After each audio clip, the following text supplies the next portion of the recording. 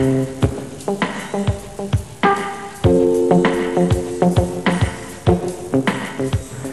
existing business base in any community is one of their greatest resources, and communities are beginning to realise that there are a number of measures that they can undertake that can actually strengthen that local business base. Measures that can improve their market share, measures that can improve their productivity and their profitability. The evidence is clear, for example, that often up to 70% of new jobs created in any community don't come from new business startup, but come from existing businesses doing better. In a community, the existing businesses that most of us come into frequent contact with are our local retail traders. Improving customer service is one important way in which these people can increase their market share and expand.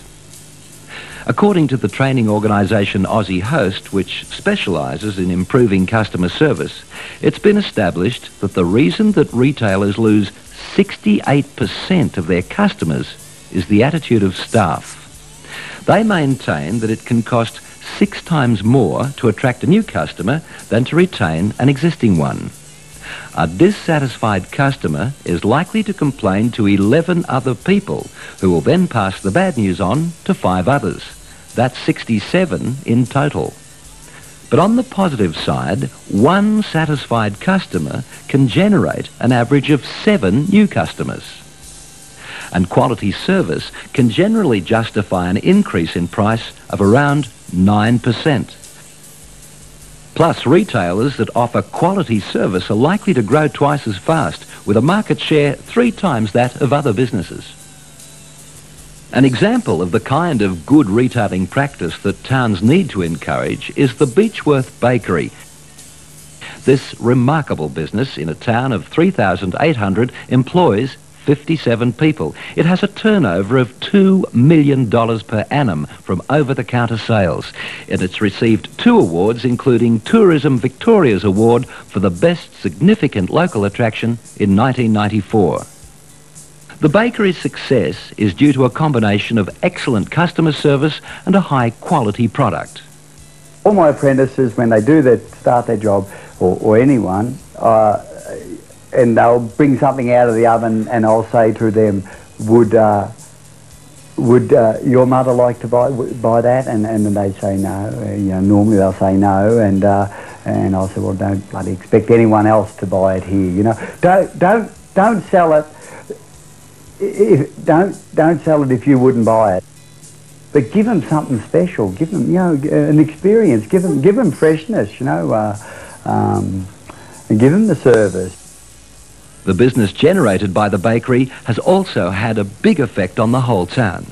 We have this great turnaround of new businesses and old businesses, but they're being operated by newcomers to the town who I'm sure in many cases have been attracted to the town because of the success of the bakery. They see it as a perfect example of, they think the town's on a roll.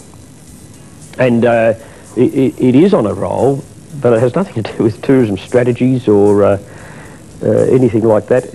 I'm quite confident in saying this. It's almost wholly and solely due to the success of the bakery. Another important factor is the emphasis Tom O'Toole places on training. There aren't many bakery shops in Australia that provide their own sales manuals or have a library of personal development books available to staff. Also part of the Beechworth Bakery's staff training schedule is the use of Aussie Host. Aussie Host is an accredited training scheme based on similar operations in Canada and New Zealand, and it's usually organised through a local service club or organisation. The idea is that people become ambassadors for your community. I think it's just the cheapest investment anyone can make in business development. We spend a fortune on advertising and promotion and buying the premises and doing the signs, buying the stock, funding the overdraft, but just a very modest investment in customer service can reap terrific benefits. So, Aussie Host has been something that we've embraced quite significantly in Corryong, and it's a noticeable difference.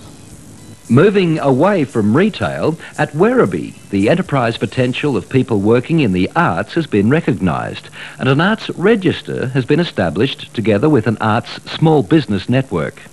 Arts workers are being encouraged to understand their role as small business operators, and the cultural identity of the community is also being enhanced. We've found through the Art Small Business Strategy that there are 86% of our businesses who are located in the home. The vast majority of them have no business training. The vast majority of them want to earn an income through their work, but they're not sure how. We have an incredible talent base here, but it's unexposed, it's not well seen, it's virtually non-existent to the eyes of most people. We want to change that, and we're doing that through our Art Small Business Strategy and our Arts Register. The Arts Register is a listing of arts workers in the Werribee area with details of their skills and services. This has become a valuable source of contacts for people like Gwen Narras, who is in the final stages of setting up a retail craft outlet in Werribee. By going through the register itself, reading people's names, finding out what they did, I use that register to ring people, speak to them. Therefore, a lot of the people on the register are going to have their products shown at my retail outlet. We're also providing people information about how to apply for grants, how to retail, how to do better marketing, how to do better promotion. There's a whole lot of other things that are happening through that register now. Another form of networking that can assist existing businesses is happening just up the road from Werribee at Melton and Bacchus Marsh. In order to educate and encourage networking among local business people, a program of regular business breakfasts have been organised. It's a way of introducing new skills and information, but it also helps to establish links between the various businesses. Consultant Bruce Atkinson, who is one guest on the Melton Business Breakfast calendar, suggests that this getting businesses to work together is vital. I think businesses working together is absolutely crucial to the success of a total town. And it's an interesting thing because when we're in business, we are fiercely competitive. You know, we are constantly striving to beat our opposition, to beat the competition. And we have to survive. You know, that's part of what it's all about. But what we've got to do is be a little bit like a football team, I suppose, where we've got tremendous, unique individual skills, but we've got to make sure that we combine when we come to a town situation and work with other businesses within that town for the betterment of the town overall, and really for the achievement of our own goals. I mean, any footballer will tell you that it's much better to win a grand final than it is a Brownlow medal.